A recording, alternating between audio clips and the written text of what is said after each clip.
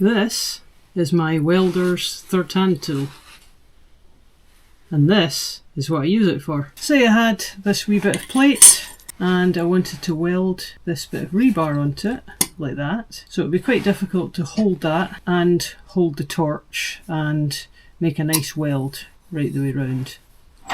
So what can I do?